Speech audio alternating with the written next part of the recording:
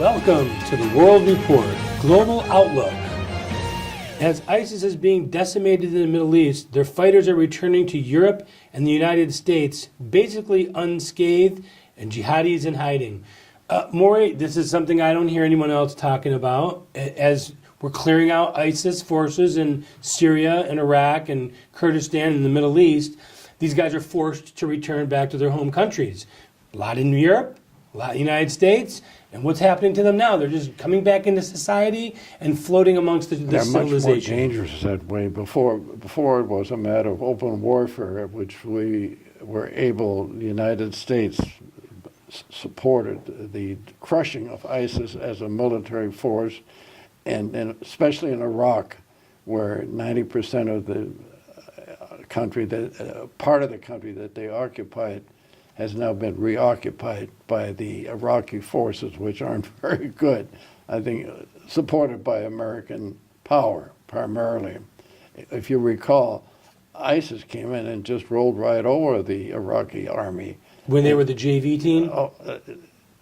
That's exactly that's true. So the point I'm getting at is this is much more dangerous now because we've got foreign agents. We've got people in this country now who are out to destroy us.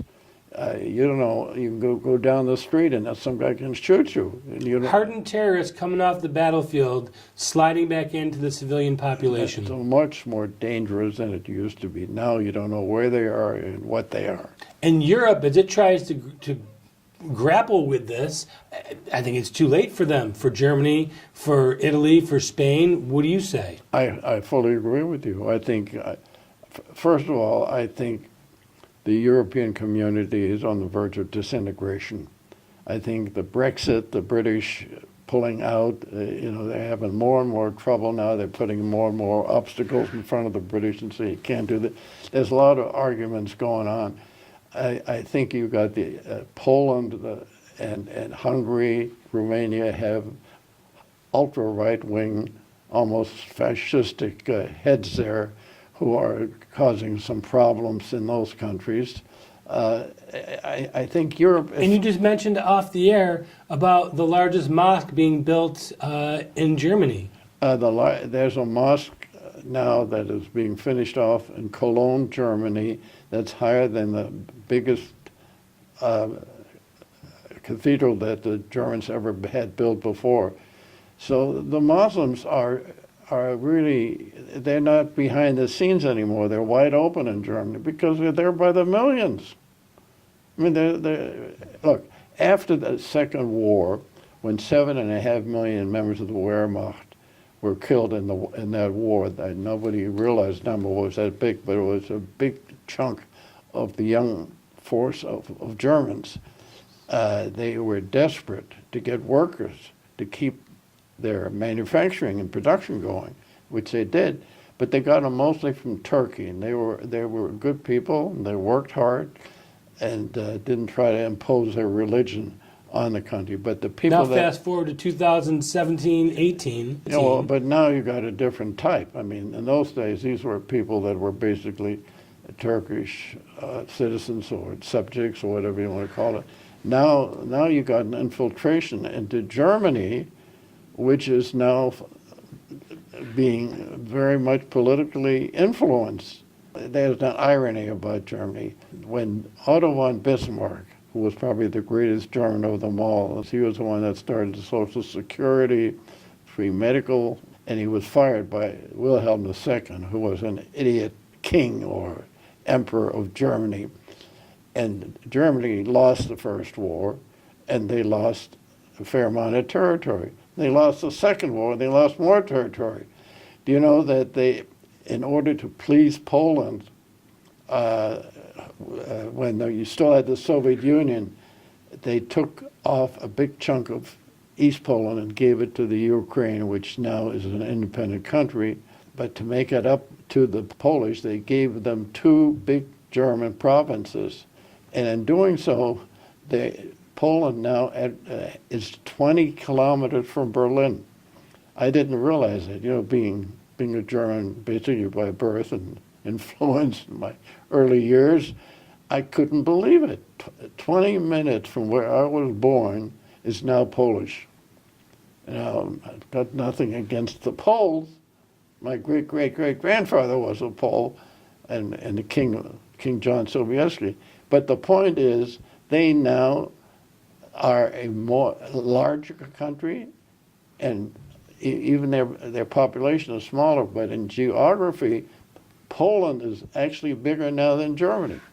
And you also have Seoul, which is pretty close to North Korea, which has become a very scary situation. Oh, that's a terrible situation. I want to ask you this. What happened to the Iranian revolt, the People's Revolt? Obviously, it got squashed because we don't hear about it anymore. I don't think it ever was an open revolt. I think there were demonstrations. I think it proved the point that the Iranian people generally are fed up with having these religious nutcases running their country. And I think I am not as unhappy about it as you are. I remember on June, I think it was June 9th, after 2009? Yeah, 2009, when there really was an open fight on the streets. And if Obama had supported them by words or by deed. But what could he have really done? No, but I mean, there was a chance that there would have been enough people there that could have, because at that time, the Ayatollah Muslim regime hadn't set in as solidly as they have today. You didn't have the Revolutionary Guard, you didn't have the control of Hezbollah that they have today. It's going to be a lot tougher. No, I think the reason that you're not hearing much about it is it's simmering beneath the surface, but they don't have the guns, they don't have the ability to overthrow the government. Here's another twist in the ISIS situation.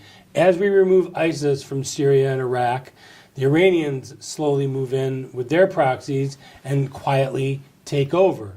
They now have a clear road to the Mediterranean Sea, which they've never had before, that they can get goods and shipping and directly to Tehran because of the proxies that they control in the region. Now that ISIS is now pretty much gone. Well, I think what you have, I never looked at Iran. You know, you look at Iran in modern times, they weren't a threat to anybody. They were a secondary.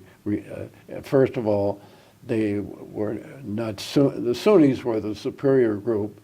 They were the Shias, and so Iran had the Shah, and the last Shah was weak, and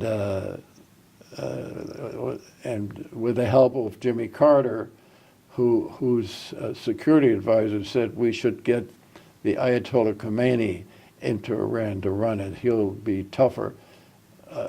Carter followed that advice, and so he was responsible for putting. He was tougher. Tougher. I mean, he wasn't our friend, but he was. Shah actually had relations with Israel, for instance. They were more of a modern type of country, and they were of the